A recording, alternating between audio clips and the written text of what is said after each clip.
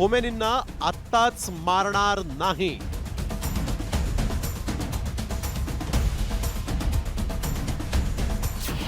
विनाट शरणिया, अमेरिकेचा इराणला दम.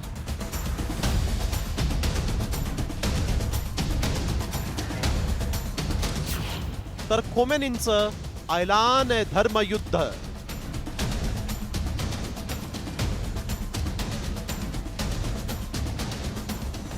इस्रायल आणि इराणकडून सध्या एकमेकांवर बॉम्बगोळे डागण्यात येत आहे. तर ट्विटरवर देखील ट्विट वॉर, तेही दोन देशांच्या सर्वोच्च नेत्यांमध्ये सुरू असल्याचं दिसतंय.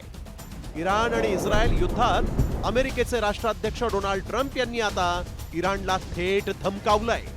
डोनाल्ड ट्रम्प यांनी सलग केलेल्या 2 ट्विटमध्ये नेमकं काय म्हटलंय पाहूया. आम्हाला माहिती आहे खोमनी कुठे लपलाय. ते अगदी सहज सोपं टार्गेट आहे, पण आम्ही त्याला सध्या तरी मारणार नाही. पण निष्पाप नागरिक आणि अमेरिकन सैन्यांवर हल्ला आम्ही खपवून घेणार नाही. आमची सहनशक्ती संपते. एका देशाच्या सर्वोच्च नेत्याला इतकी उघड धमकी देऊनही ट्रम्प यांचा राग काही शांत झालेला नाही. तर त्यांनी दुसऱ्याच क्षणी पुन्हा विनाट शरणागती असं ट्विट करून इराणला कुठलीही अट न ठेवता शरणागती पत्करा असं म्हटलंय. या ट्विटवरून इराण इस्रायलच्या युद्धात अमेरिका लवकरच उतरणार हे स्पष्ट आहे.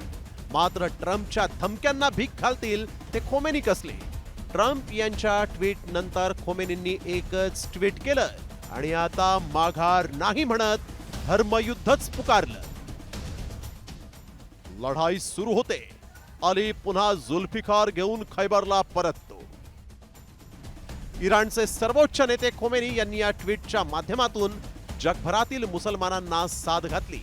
खोमेनींनी इस्लाममध्ये अत्यंत पवित्र आणि मानाच्या स्थानी असलेले हैदर आणि अलींचा वापर करून या युद्धाला इस्लामच्या एका ऐतिहासिक लढाईसोबत जोडलाय. खैबरची लढाई शक्तिशाली शत्रूवर विजयाचं प्रतीक म्हणून इस्लाममध्ये पाहिली जाते.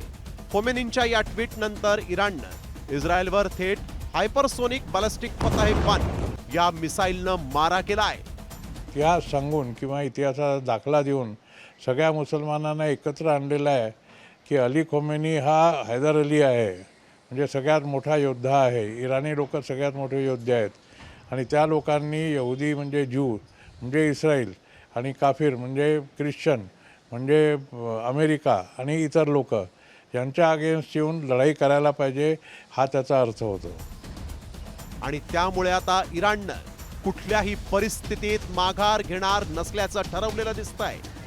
त्यामुळे रामधारी सिंह दिनकर यांच्या काव्यपंक्तींप्रमाणे याचना नहीं अब रण होगा, जीवन या की मरण होगा असा धर्मयुद्धाचा इशारा दिला गेलाय. ब्युरो रिपोर्ट, साम टीव्ही मराठी.